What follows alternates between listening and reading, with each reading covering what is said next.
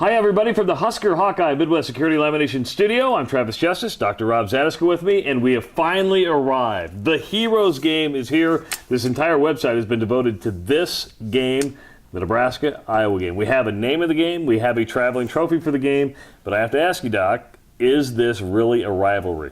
You know, I don't think it is yet, but I think it's going to be. You look at all the Husker fans in western Iowa, you look at all the Iowa fans in eastern Nebraska.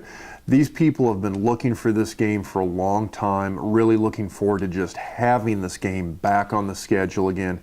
Now we've got it, and we've got it every year, and I think it's going to really grow into a great rivalry. I find it interesting because I host a morning show on 1460 KXNO in Des Moines from 6 to 8 every morning.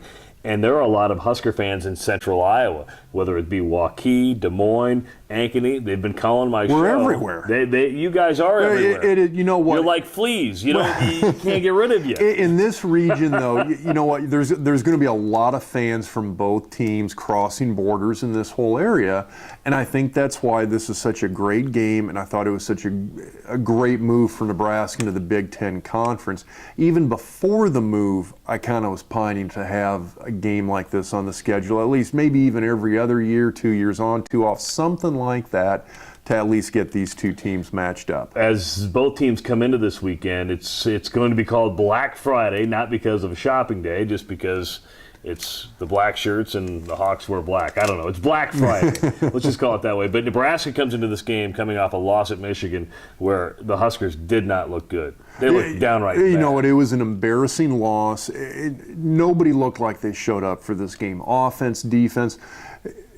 I hate saying it, even special teams, normally a very consistent strength for Nebraska, even special teams had an absolutely horrendous day against Michigan. And you look at even on the coaching side of things, just the schemes that they were running, the game plans that they had offensively, defensively, nothing seemed to match up very well against with what Michigan was doing. Iowa comes in off a win, first road win of the year at Purdue. Back-to-back wins. There was nobody at Purdue, so it wasn't really a true home field advantage for the Boilermakers, but getting a win on the road, the first one of the year, a big boost for the Hawks. It is, especially coming off of a little momentum that they had from that win over Michigan in Iowa City.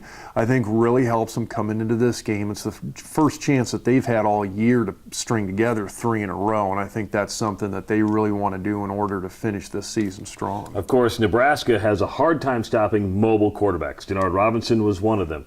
James Vandenberg of Iowa, not a mobile quarterback, more of a traditional pro-style guy. Does that play into the black shirt's hands, or can we read anything into that? You know, I think you can a little bit, and the thing that I think about when I look at that is, you know what, he's not a Denard Robinson, but at the same time, he's not a bad athlete overall. They want him to be more of your standard pocket passer. At the same time, he's got decent feet, he's got decent legs, the guy can run if he really has to.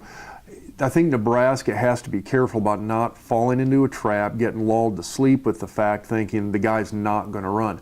If he has to run, he can be dangerous when he's got those second and short, third and shorts where he can tuck the ball and run for a first down if nobody's open. The Iowa offense has a difference maker in Marvin McNutt. Great wide receiver. You're going to see him in action. He's big hands, makes great plays. He will play on Sundays. I look at the Nebraska offense, and this has been my criticism, is that Nebraska does not have a difference maker on offense. Taylor Martinez is not a difference maker. Rex Burkhead is not a difference maker in a game. They've got guys who are explosive, but nobody's been as consistent as guys like McNutt or even Coker in terms of having an every down running back. I love Burkhead. He's on the smaller side. I absolutely love what he brings to the table. It's just the fact you get a guy that small taking a lot of pounding. Nebraska's really ridden him hard this year. They haven't given the reps to guys like Hurd, to Abdullah, to Green, like I think they should have to spread the load a little bit. Why haven't they?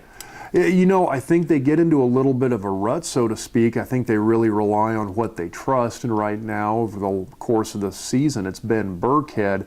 These guys are all true freshmen also, and I think that plays into it just from an experience standpoint. Some of these games that Nebraska's been involved with, one critical error can completely change the outcome of the game, and when you're putting a freshman out there, it's those critical errors, fumbles, things like that that you really have to worry about. So I think when you look at a guy like Burkhead, you kind of tend to run with what you know, and I think that's what they've done. At the same time, I think they've lost a chance to build some experience with some of these younger guys, and some of these younger guys are very, very explosive players.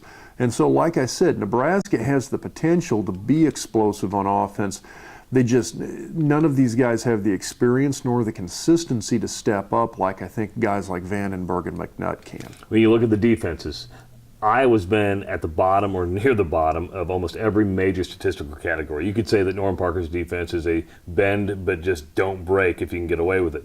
Nebraska's defense has been dominant at times and then not dominant at times. It's an all or nothing. Yeah, when you look at these two defenses, what do you see? Again, when I look at Iowa, just exactly what you said. You know what? Absolutely nothing flashy. That defensive line's developed here a little bit more over the latter half of the season.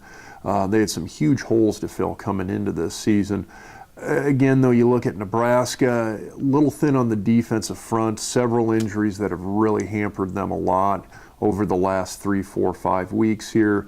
Linebacking core's played good, tremendously talented at defensive back. The problem is, it's like I said before, it's been kind of an all or nothing picture. If they go out there, if they've got a very solid game plan, if everybody's executing well, they can stand up and stop almost anybody. You know what? All it takes is just even the slightest breakdown in that defensive crumbles, and a lot of it is because, like I said before, lack of depth on the defensive line this late in the season. And again, a lot of very talented but inexperienced guys in that defensive backfield, and that can be just absolutely fatal against a good, experienced quarterback. All right, here we go. I'm going to put you on the spot. You got the Heroes game. Give us a score. You know what? I think Nebraska wins it because they're at home. I think they're going to come out, try and show people a little bit after that Michigan game, especially offensively. I think it's going to be a high-scoring game. I'm looking at like a 31-24, 31-27. But I think the game will always be in that position where Iowa's going to be one good pass from Vandenberg to McNutt away from winning it. Of course, Nebraska 9.5-point favorite. That's a pretty darn big spread. But I'm going to go with Nebraska as well because they are playing at home, and it's amazing what teams do when they are motivated and they're criticized. Iowa's a perfect example. When they got beat by Minnesota, came out, played really, really good football. Nebraska's been criticized, and they're playing at home, and they win the end of the season the right way. I don't think this could be as high scoring. I'm looking at about a 24-21, maybe 24-17 type game. But it's going to be a fun one. It's the first year of the Heroes game, and many, many more to come the day after Thanksgiving, the way it should be, like rivals do to end the season. He's Dr. Rob Zasek. I'm Travis Justice. Thanks for watching right here on HuskerHawkeye.com.